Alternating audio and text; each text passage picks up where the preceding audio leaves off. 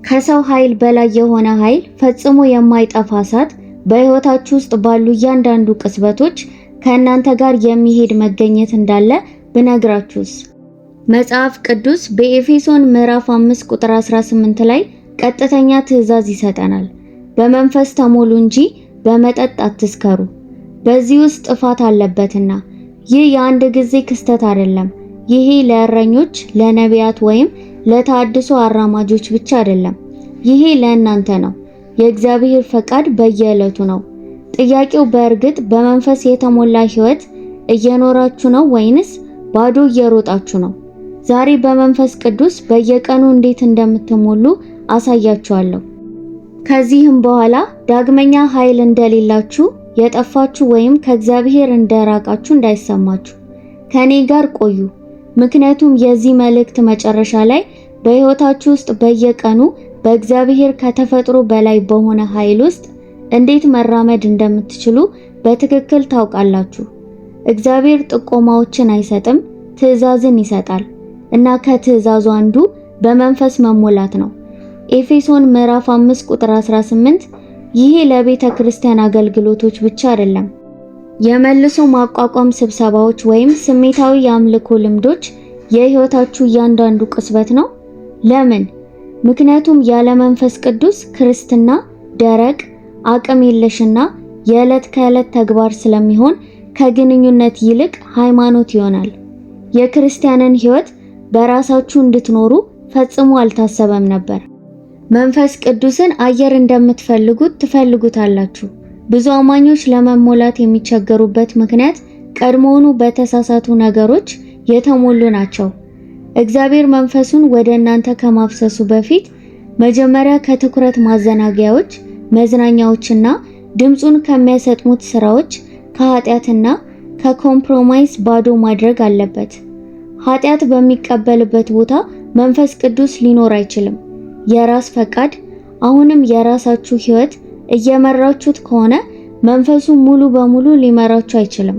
በእግዚአብሔር ፊት መጥተህ ጌታ ሆይ ሁሉንም ነገር እሰጣለሁ፣ ባዶ አድርገኝ ማለት አለብህ። መንፈስ ቅዱስ ችላ የሚሉትን ላይ አይወርድም፣ በሚጠራበት ይመጣል። የዕለት ከዕለት የጸሎት አኗኗር ማዳበር አለባችሁ። የዕለት ከዕለት ጸሎት ብቻ ሳይሆን ከእግዚአብሔር ጋር የጠበቀ ጊዜ ማሳለፍ፣ አምልኮ። መንፈስ ቅዱስ ከሚያመልክ ልብ ጋር ምላሽ ይሰጣል። የእግዚአብሔር ቃል እርሱ በቃሉ በኩል መንገዱን ይሰጣል። መገለጥና መለወጥ ብዙ ክርስትና ውስጥ በእሁድ ቀን ለመተርጎም ይሞክራሉ። ነገር ግን በየቀኑ በመንፈስ መሞላት ከፈለጋችሁ በየቀን መፈለግ አለባችሁ። መንፈስ ቅዱስ ይናገራል፣ ይመራል፣ ይወቅሳል፣ እንዲሁም ይመራል። ነገር ግን በቸልታ ባየኸው ቁጥር በሕይወት ውስጥ ድምፁ እየቀነሰ ይሄዳል። ቁልፉ ፈጣን መታዘዝ ነው። ሲነካካ ወዲያውኑ አድርገው። አሁን ጸልይ ካለ ቆመ ጸልይ። ይቅር በላቸው ካለ ይቅር በል። ሂድና ለዚያ ሰው ተናገር ካለ ያለምንም ማመንታት ታዘዝ። ብዙ ባዳመጥክ ቁጥር ብዙ ይናገራል። ብዙ በታዘዝክ ቁጥር ብዙ ይሞላሃል። ብዙ ሰዎች እግዚአብሔርን አልሰማውም፣ መንፈስ ቅዱስም አይሰማኝም ይላሉ። ግን ስሙኝ፣ መሞላት ስለ ስሜት ሳይሆን ስለ እምነት ነው። መንፈስ ቅዱስ ቢሰማችሁም ባይሰማችሁም ከእናንተ ጋር ነው። መንፈሳዊ ሆኖ እስኪሰማችሁ ድረስ አትጠብቁ። ለማምለክ፣ ለመጸለይ ወይም እሱን ለመፈለግ በእምነት ስትንቀሳቀሱ እና ስሜቶቹ ይከተላሉ። በመንፈስ የተሞላው አማኝ ዓለምን ቀያሪ ነው። የትም ቦታ ቢሄድ የእግዚአብሔርን መገኘት ከባቢ አየር ይዘው ይሄዳሉ። ሕሙማን ላይ እጃችሁን ጭናችሁ እነርሱም ይፈወሳሉ። በድፍረትም ትናገራላችሁ፣ አጋንንትም ይሸሻሉ። መንፈስ ቅዱስ የሚሞላችሁ ጥሩ እንዲሰማችሁ ብቻ አይደለም። የዳግም መነቃቃት፣ የፈውስና የኃይል ዕቃ እንድትሆኑ ይሞላችኋል። ኤፌሶን ምዕራፍ 5 ቁጥር 18 ተራ ጥቆማ አይደለም፣ ከእግዚአብሔር የተሰጠ ቀጥተኛ ትእዛዝ ነው። በመጠጥ አትስከሩ፣ በዚህ ውስጥ ጥፋት አለበትና፣ ነገር ግን በመንፈስ ተሞሉ። ይህ አንቀጽ በመጽሐፍ ቅዱስ ውስጥ ካሉት በጣም ኃይለኛ ትምህርቶች አንዱ ነው። ሆኖም ብዙ አማኞች እንደ አማራጭ ይወስዱታል። እግዚአብሔር የተሰማችሁ ከሆነ ተሞሉ እያለ አይደለም፣ መሞላት አለባችሁ እያለ ነው። ምክንያቱም የክርስቲያን ሕይወት በሰው ኃይል እንዲኖር ፈጽሞ አልታሰበም። በጽድቅ የመመላለስ፣ በስልጣን የመጸለይ፣ ፈተናን የመቋቋምና የእግዚአብሔር ጥሪ የመፈጸም ኃይል ሁሉም ከመንፈስ ቅዱስ ይመጣል። ያለ እርሱ ደካሞች፣ አቅጣጫ የሌለንና ውጤታማ እንዳልሆንን ነን። ነዳጅ የሌለው መኪና መንቀሳቀስ አይችልም። እንዲሁም በመንፈስ ቅዱስ ሙላት የሌለው አማኝ ኃይል የለውም። የክርስቲያን የሚል ማዕረግ ሊኖረው ይችላል። ነገር ግን በመንፈስ ኃይል ከሌላችሁ በሕይወታችሁ ውስጥ ያለማቋረጥ ደክሟችሁና ተሸንፋችሁ ትታገላላችሁ። እግዚአብሔር በአንድ ጊዜ ሳይሆን አልፎ አልፎ ሳይሆን በየቀኑ እንድንሞላ ያዘዘን ለዚህ ነው። በመንፈስ ቅዱስ መሞላት አንዴ ሞልተው እንደሚተዉት ጽዋ አይደለም፣ የማያቋርጥ ፍሰት እንዳለው ወንዝ ነው። ብዙዎች በአንድ ያለፈ ልምድ ላይ ይደገፋሉ፣ ምናልባት በመሰዊያው ላይ ካለው ገጠመኝ ወይም በአምልኮ ጊዜ። ነገር ግን የትላንት ሙላት ለዛሬ በቂ እንዳልሆነ አልተረዱም። የትላንት መና ሕይወት ማቆየትን አይችሉም።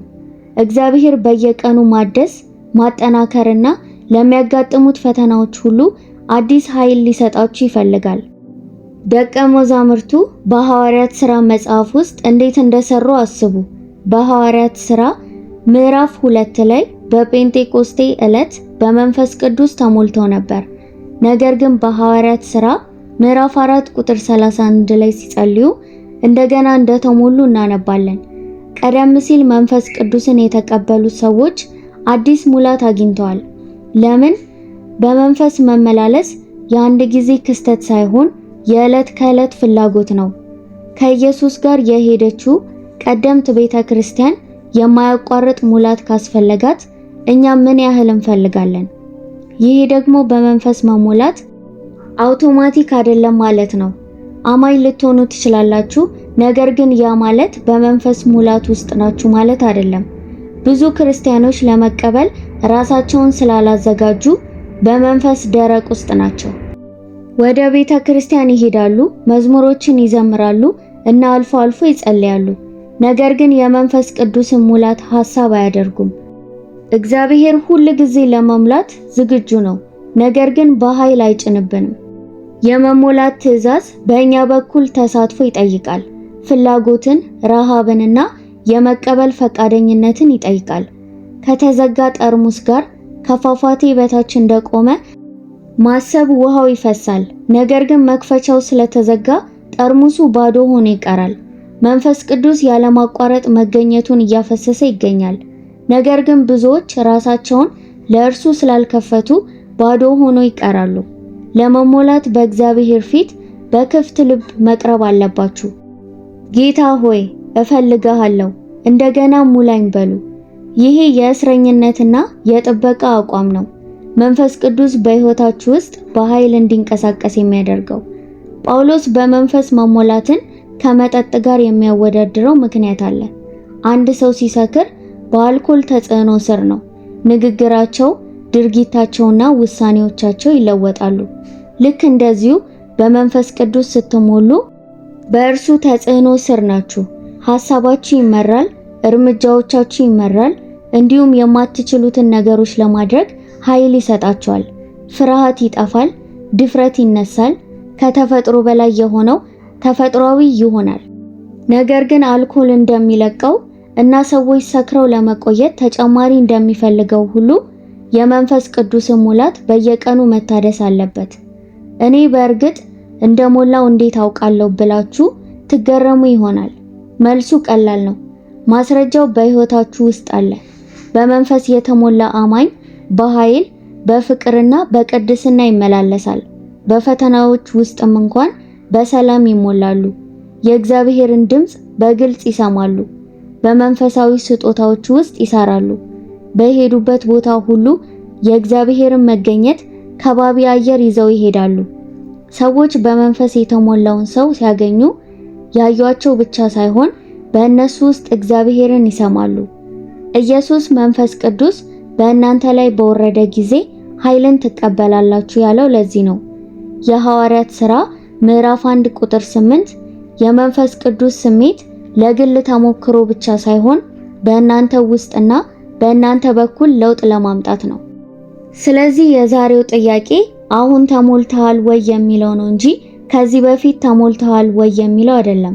እግዚአብሔር ወደ ጥልቅ ቦታ እየጠራ ነው። ከእንግዲህ በራስህ ኃይል ሳይሆን በእርሱ ኃይል የምትሰራበት ቦታ ነው። ይሄ ለነቢያት ወይም ልዩ ሰዎች ብቻ አይደሉም፣ ለእያንዳንዱ አማኝ ነው፣ ለእናንተ ነው። በመንፈስ ቅዱስ የመሞላት ትልቁ እንቅፋት እግዚአብሔር ለመሙላት ፈቃደኛ ለመሆኑ ሳይሆን እኛ አስቀድመን መሞላታችን ነው። ከማዘናጋዮች የተሞላ፣ ከራስ የተሞላ እና አንዳንድ ጊዜ ከኃጢአትም የተሞላ ነው። እግዚአብሔር መንፈሱን ወደ ዕቃ ከማፍሰሱ በፊት የዕቃ መጀመሪያ ባዶ መሆን አለበት። ይሄ በመጽሐፍ ቅዱስ ውስጥ የሚታይ መርህ ነው። እግዚአብሔር ቀድሞውኑ በተሳሳቱ ነገሮች የተሞላውን ፈጽሞ አይሞላም። እኛን እንድንሰጥ፣ ራሳችንን ባዶ እንድናደርግና ለመገኘቱ ቦታ እንድንሰጥ ይጠራናል። ብዙ አማኞች መንፈስ ቅዱስን በመጮህ ይጠራሉ፣ ነገር ግን በሕይወታቸው ውስጥ እንዳይንቀሳቀስ የሚያደርጉትን ነገሮች ይይዛሉ። እውነቱ ግን መንፈስ ቅዱስ በልባችን ውስጥ ቦታ ለማግኘት አይፎካከርም። እጅ ለመስጠት ፈቃደኛ ባልሆነ ሕይወት ውስጥ በኃይል አይገባም። ቆሻሻ ውሃ የሞላበትን ጽዋ አስቡት። ንጹህና ንጹህ ውሃ ወደ ውስጥ ለማፍሰስ ከሞከራችሁ ቆሻሻው ይቀየራል፣ ይቀላቀላል፣ ንጽህናውን ያበላሻል እና ጽዋው ንጹህ ውሃ ብቻ እንዳይዝ ያደርጋል። ልክ እንደዚሁ የእግዚአብሔር ያልሆኑትን ነገሮች ስንይዝ በመንፈሱ ሙሉ በሙሉ እንድንሞላ መጠበቅ አንችልም። የመልቀቅ ሐሳብ ውሳኔ ሊኖር ይገባል።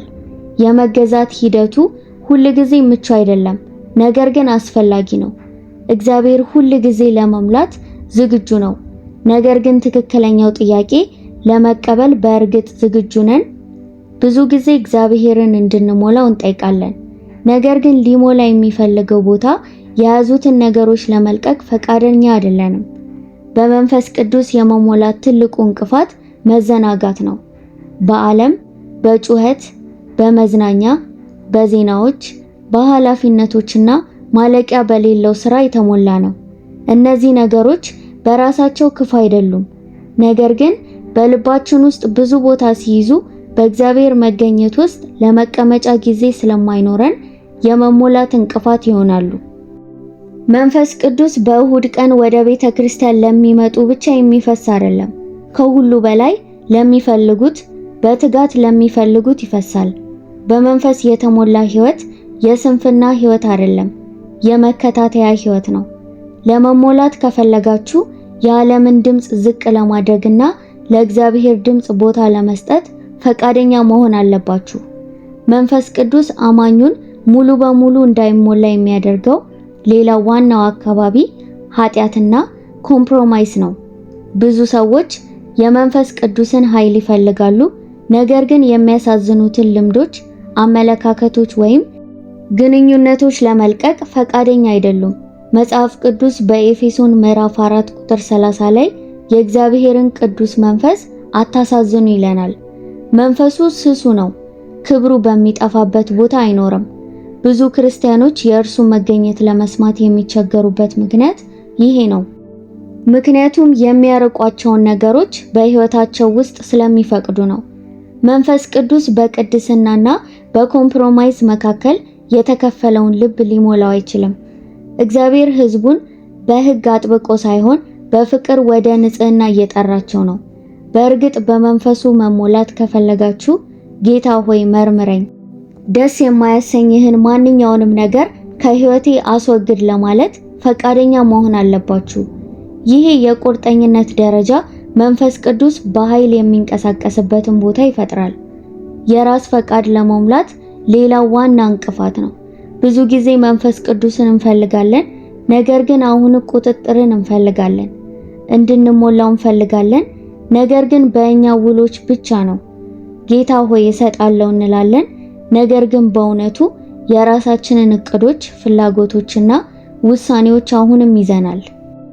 ነገር ግን የራሳችንን አጀንዳዎች ስናወርድ ብቻ መንፈስ ቅዱስ ለኛ የነደፈውን ከተፈጥሮ በላይ ወደ ሆነ ሕይወት ሊመራን የሚችለው። ራሳችንን ባዶ ማድረግ የተሳሳቱ ነገሮችን ማስወገድ ብቻ ሳይሆን ትክክለኛዎቹን ነገሮች ቦታ መስጠት ነው። በመንፈስ ቅዱስ በየቀኑ የመሞላት ኃይል በቀጥታ ከእግዚአብሔር ጋር ከምታሳልፉት የህብረት ጊዜ ጋር የተያያዘ ነው። መንፈስ ቅዱስ በስሜት የሚመጣና የሚሄድ የሩቅ ኃይል አይደለም። ከእናንተ ጋር መቀራረብ የሚፈልግ አካል ነው። ከጓደኛ ወይም ከትዳር ጓደኛ ጋር ጥልቅ ግንኙነት መደበኛ ግንኙነት እንደሚፈልግ ሁሉ ከመንፈስ ቅዱስ ጋር ያላችሁ ግንኙነትም በቋሚነት ስትፈልጉት ያብባል። ብዙዎች በመንፈስ ቅዱስ መሞላት ይፈልጋሉ፣ ነገር ግን በዚያ ሁኔታ ውስጥ የሚያቆየውን የዕለት ከዕለት ህብረት ችላ ይላሉ። መሞላት የአንድ ጊዜ ተሞክሮ አይደለም፣ ከእግዚአብሔር ጋር የማያቋርጥ ግንኙነት ያለው የአኗኗር ዘይቤ ነው። ጸሎት የዚህ ህብረት መሰረት ነው። ጸሎት እግዚአብሔርን ነገሮችን መጠየቅ ብቻ አይደለም፣ በመገኘቱ ውስጥ መኖር፣ ድምፁን ማዳመጥና ልባችሁን እንዲቀርጽ መፍቀድ ነው። በመንፈስ የተሞላ ህይወት የጸሎት ህይወት ነው። ፈጣን የዕለት ከዕለት ጸሎቶች ብቻ ሳይሆን ከእግዚአብሔር ጋር ጥልቅ ዓላማ ያለው ጊዜ ነው። ኢየሱስ በምድር ላይ ሲመላለስ ሁል ጊዜ በጸሎት ውስጥ ስለነበር በመንፈስ ይሞላ ነበር። ማርቆስ ምዕራፍ 1 ቁጥር 35 በጧት እጅግ ገና ጨለማ ሳለ ተነስቶ ወጣ፣ ወደ ምድረ በዳም ሄዶ በዚያ ጸለየ ይለናል። የእግዚአብሔር ልጅ ኢየሱስ ለአብ የዕለት ከዕለት ህብረት ከፈለገ እኛ ምን ያህል እንፈልጋለን? ብዙ አማኞች የመንፈስ ቅዱስን መገኘት ለመስማት ይቸገራሉ። ምክንያቱም የሚጸልዩት ችግር ውስጥ ሲገቡ ወይም የሆነ ነገር ሲፈልጉ ብቻ ነው። ነገር ግን ግንኙነት የሚገነባው በችግር ጊዜ ብቻ አይደለም። እርዳታ ሲፈልጉ ብቻ ጓደኛቸውን ስለሚጠሩ ሰዎች አስቡ። እውነተኛ ጓደኝነት አይደለም። ልክ እንደዚሁ እግዚአብሔርን የምናገኘው አልፎ አልፎ ከሆነ በሙላት እንድንመላለስ መጠበቅ አንችልም። በመንፈስ የተሞላ ህይወት ጸሎት ክስተት ብቻ ሳይሆን የአኗኗር ዘይቤ የሆነበት ነው። ቀኑን ሙሉ እግዚአብሔርን ማነጋገር፣ በእያንዳንዱ ቅጽበት መጋበዝና ሐሳባችሁን፣ ድርጊታችሁንና ውሳኔያችሁን እንዲመራ መፍቀድ ነው። አምልኮ በመንፈስ ቅዱስ ተሞልቶ ለመቆየት ሌላው ቁልፍ ነው። መንፈስ ቅዱስ መዝሙር ላይ እግዚአብሔር በሕዝቡ ምስጋና ውስጥ እንደሚኖር ይነግረናል። ስታመልኩ መንፈስ ቅዱስ የሚቀበልበትን ከባቢ አየር እየፈጠራችሁ ነው። ከእግዚአብሔር ጋር ያለው የዕለት ከዕለት ህብረት ሃይማኖታዊ ስርዓት መከተል አይደለም፣ ግንኙነት ነው። መንፈስ ቅዱስ ያለማቋረጥ ሊሞላችሁ በሚችልበት ቦታ ላይ ራሳችሁን ማስቀመጥ ነው። ተክል እንዲያድግ በየቀኑ የፀሐይ ብርሃንና ውሃ እንደሚፈልግ ሁሉ መንፈሳችሁም እንዲያድግ ጸሎት፣ አምልኮና ቃል በየቀኑ ያስፈልገዋል። ብዙ ጊዜ ከእግዚአብሔር ጋር ባሳለፋችሁ ቁጥር መገኘቱን ትሰማላችሁ፣ ድምጹን ይሰማችኋል እና ኃይሉን ትለማመዳላችሁ። መንፈስ ቅዱስ ሩቅ አይደለም፣ እንድትፈልጉት እየጠበቀ ነው። የዕለት ከዕለት ህብረትን ቅድሚያ ስትሰጡ በመንፈስ ሙላት ትራመዳላችሁ እና መገኘቱ በህይወታችሁ ውስጥ ወዳለው እያንዳንዱ አካባቢ ይፈሳል። መታዘዝ በመንፈስ ቅዱስ ሙላት በህይወታችሁ ውስጥ ለማቆየት ቁልፍ ነው። መንፈስ ቅዱስ የማይታዘዝ ልብን አይሞላም። ብዙዎች የመንፈስ ቅዱስን ኃይልና መገኘት ይፈልጋሉ፣ ነገር ግን መሪነቱን በሚቃወመው መንገዶች ይኖራሉ። መንፈስ ቅዱስ የተሰጠው ለስሜታዊ ልምዶች ብቻ አይደለም፣ ወደ ጽድቅ፣ ወደ እውነትና ለእግዚአብሔር መታዘዝ እንዲመራችሁ ተሰጥቷል። በመታዘዝ ስትራመዱ በመንፈስ ውስጥ በነፃነት ሊፈስ የሚችል ከባቢ አየር ትፈጥራላችሁ። ነገር ግን መሪነቱን ስትቃወሙ፣ ጥቆማዎችን ችላ ስትሉ ወይም ሐሰት በሆነ መንገድ በመታዘዝ ስትራመዱ መንፈስ ቅዱስን ታሳዝናላችሁ እና በውስጣችሁ የሚሰራውን ሥራ ታደናቅፋላችሁ። ኤፌሶን ምዕራፍ 4 ቁጥር 30 ለቤዛም ቀን የታተማችሁበትን የእግዚአብሔርን ቅዱስ መንፈስ አታሳዝኑ ብሎ ያስጠነቅቃል። መንፈሱን ማሳዘን ማለት እሱን መቃወም፣ መግፋት፣ ከድምፁ ይልቅ የራሳችንን ፍላጎት መምረጥ ማለት ነው። የመንፈስ ቅዱስን ማስጠንቀቂያ ችላ ስንል ሁል ጊዜ ከሙላቱ እንርቃለን። ብዙ አማኞች ከእግዚአብሔር ለምን እንደሚርቁ፣ ለምን እንደቀደመው መገኘቱን እንዳላዩ ይጠይቃሉ። ነገር ግን መልሱ ብዙ ጊዜ የሚገኘው ባለመታዘዝ ነው። እግዚአብሔር አንድ ነገር እንድትለቅ ጠይቆሃል፣ ግን አሁንም ይዘሃል። ስለ ሕይወትህ አካባቢ ወደ ልብህ ተናግሮሃል፣ ነገር ግን ድምፁን ችላ ትላለህ። ከዚህ በፊት ያስተማረን ነገር ልባችንን አያንቀሳቅሰውም። እናም በመንፈሳዊ ደነዘዝን። መታዘዝ ኃጢአትን ማስወገድ ብቻ አይደለም፣ ለእግዚአብሔር ፈቃድ ሙሉ በሙሉ መገዛት ነው። መንፈስ ቅዱስ ከምንቆጠብበት ነገር በላይ ምን ማድረግ እንዳለብን ይመራናል። እምነትም በሕይወታችሁ ውስጥ የመንፈስ ቅዱስን ሙላት የሚከፍት ቁልፍ ነው። ያለ እምነት በመንፈስ መራመድ የማይቻል ነው። ምክንያቱም መንፈስ ቅዱስ በእምነት ከባቢ አየር ውስጥ ይሰራል። ብዙ አማኞች በመንፈስ መሞላት ይፈልጋሉ፣ ነገር ግን ከእምነት ይልቅ በስሜታቸው ላይ ስለሚደገፉ ይቸገራሉ። ነገር ግን መንፈስ ቅዱስ በስሜት አይንቀሳቀስም፣ በእምነት ምላሽ ይሰጣል። እምነት በሚያዩት ወይም በምትሰሙት ሳይሆን እግዚአብሔር የገባው ቃል ምንም ይሁን ምን እውነት መሆኑን ማመን ነው። ኤፌሶን ምዕራፍ 5 ቁጥር 18 በመንፈስ እንድንሞላ ያዘናል። ይህ ጥቆማ ወይም የአንድ ጊዜ ተሞክሮ አይደለም፣ ነገር ግን ቀጣይነት ያለው ሂደት ነው። ሆኖም ብዙዎች ብቁ እንዳልሆኑ ስለሚሰማቸው ወይም እግዚአብሔር ሊሞላቸው እንደማይፈልግ ስለማይሰማቸው ያመነታሉ።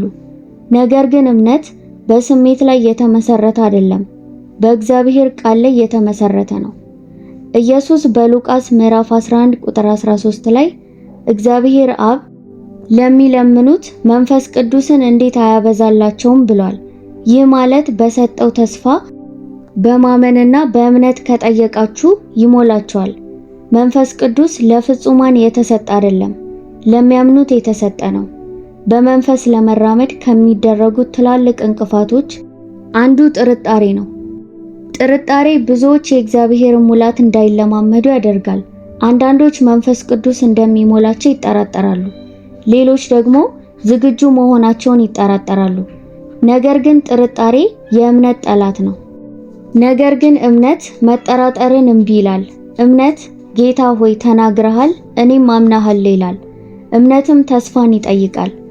መንፈስ ቅዱስ በሕይወታችሁ ውስጥ እንዲንቀሳቀስ ካልጠበቃችሁት የሚያደርገውን ነገር ያመልጣችኋል።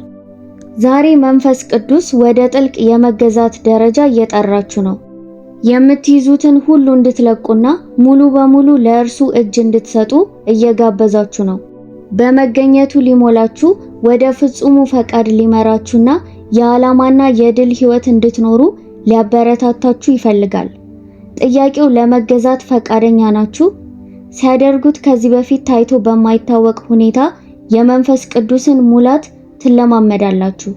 አሁን እግዚአብሔር ወደ አዲስ ደረጃ፣ ጥልቅ ደረጃ መንፈስ ቅዱስ የእሁድ ቀን ተሞክሮ ብቻ ሳይሆን በሕይወታችሁ ውስጥ የዕለት ከዕለት እውነታ ወደሚሆንበት ቦታ እየጠራችሁ ነው። ይህንን ትፈልጋላችሁ? መገኘቱን ትራባላችሁ? አብረን እንጸልይ። መንፈስ ቅዱስ ሆይ እሰጣለሁ፣ አሁን ሙላኝ። እያንዳንዱን መዘናጋት፣ እያንዳንዱን ኃጢአት እና እያንዳንዱን እንቅፋት አስወግድ። በየቀኑ ልፈልግ፣ በእምነት እንድመላለስና ለኃይል ዕቃ ልሁን። በኢየሱስ ስም አሜን።